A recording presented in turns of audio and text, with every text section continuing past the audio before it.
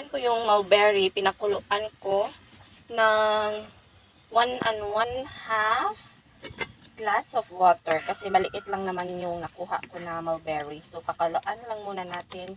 Tsaka, hintayin natin na kunting mag-stick po siya. Yung maliit na talaga yung tubig na matira. Tapos, pagkatapos salain. At ibalik na naman yung katas niya. At saka lagyan ng asukal. So, see you later everyone. Ayan, kunti na lang yung tubig. Kunin na natin yung mulberry fruits. Ayan o. Para salain. So, ayan, tinansya ko na lang yung pagkalagay ng asukal. Kasi maliit lang naman ito. At tapos, i-mix na natin. Ganito na po yung texture na pwede na po siya ilagay sa empty bottle.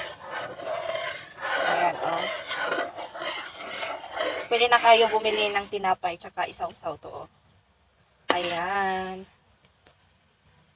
Successful po ang paggawa natin ng mulberry jam. So, ayan. Tapos na po yung mulberry jam. Maliit lang po yung nagawa ko ngayon kasi konti lang naman yung mulberry na nakuha ko ngayon.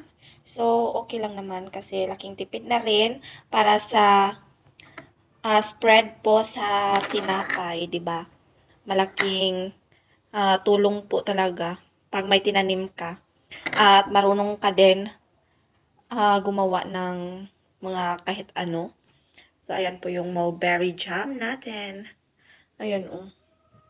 Mainit-init pa siya kasi ngayon ko pa lang to nilagay dito. So, ayan. Successful ang mulberry jam natin. Ayan. Mamaya mag-ano na to. Mag-dry na to. Hindi na siya mag-wobbly-wobbly. So, ayan. Thank you for watching, everyone. God bless. Bye!